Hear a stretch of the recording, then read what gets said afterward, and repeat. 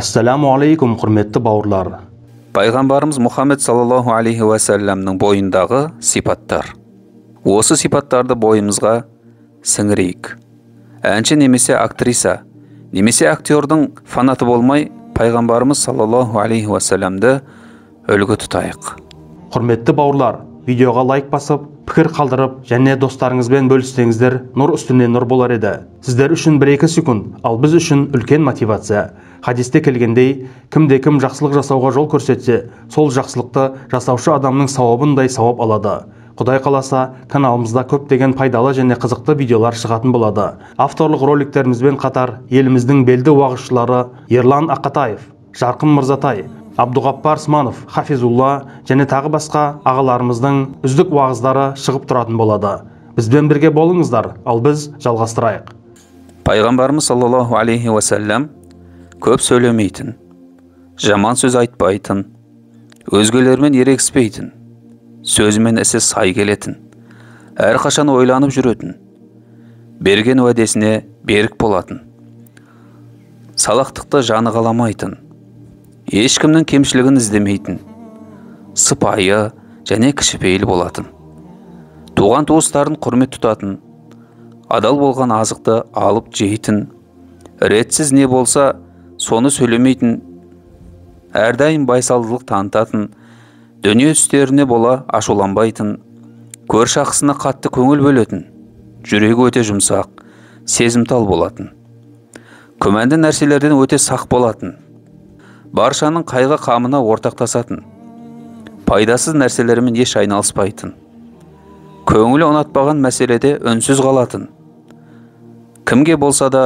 бірінші болып сәлем беретін, кешірімділігі соншалықты кек сақтамайтын, адамдардың әрдайым табысқа жетуін тілейтін, әркіммен ақылы мен түйсігіне қарай сөйлесетін, сөйлегеннен гөрі ой үстінде жүруі көп болатын, жеке басы үшін ашуланып, өзгеден өш алмайтын, айыбы мен кемшіліктер үшін ешкімді кекетпейтін, адамдардың қасынан ақырын және күлімде өтетін, сөйлеген кезде айналасындағыларды баурап алатын, өзгелер үшін жақсылық әкелмейтін сөзді айтпайтын, жүзінен әрдайым нұр төгіліп, жайдары болып жүретін, әдетте жаман сөздерді аузына алмайтын, сөйлеген кезде кем сөйлеп немесе артық сөз айтпайтын, үй иесі рұқсат бермейінше табалдырығынан аттамайтын, шындық пен адалдыққа келгенде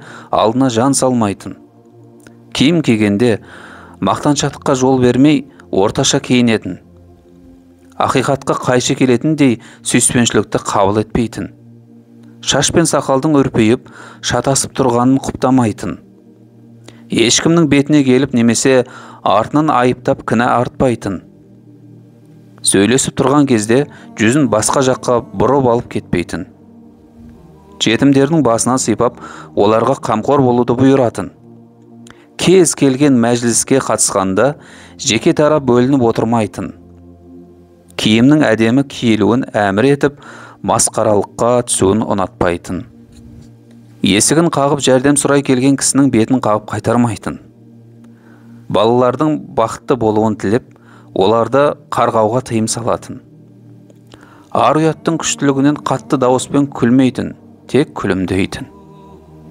адамзаттың ардақтысы болса да ел қатарлы қарапайым өмір сүретін, сөйлеген сөздері тізілген моншақтай тартымды әрі берекетті болатын, кедейлердің жабырқау көңілдерін көтеріп оларға мейірбандық танытатын, сауда-саттықта әдептілігі сондай, ел оны сенімді әл-әмин деп сипаттайтын, адамдардың ең жомарты болса да оның жомарттығы оразада тіптен арта түсетін,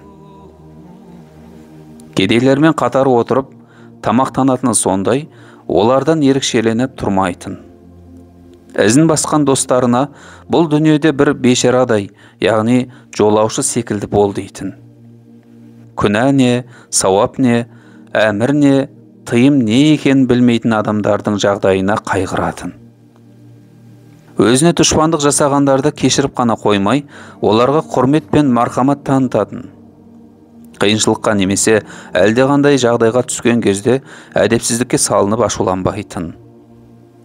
Қасында отырып ең соңынан сөйлеген кісілердің өзін бірінші кісіні тыңдағандай мұқиятпен тыңдайтын. Адамзат баласының ең мәртебелісі болса да, достарына мені Алланың құлы әрі елшісі деп атаңыздар дейтін.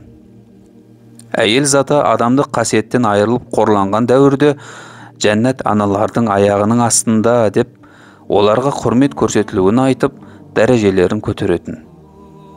Ол әрдайым таңертең үйінен шығарда, «Я Раббым, тура жолдан адасудан және адастырылудан, алданудан және алдандырылудан, қақсыздық етуден және қақсыздыққа бас ұрудан, құрметсіздік етуден және құрметсіздік етілуден саған сыйынамын» дейтін. Бауырлар, видеоны соңына дейін көргендеріңізге Аллах разы болсын. Арнамыздағы басқа да роликтерге мән беріп көрсеңіздер, назарларыңызға рахмет. Ассаламу алейкум ва рахматуллахи ва баракатух.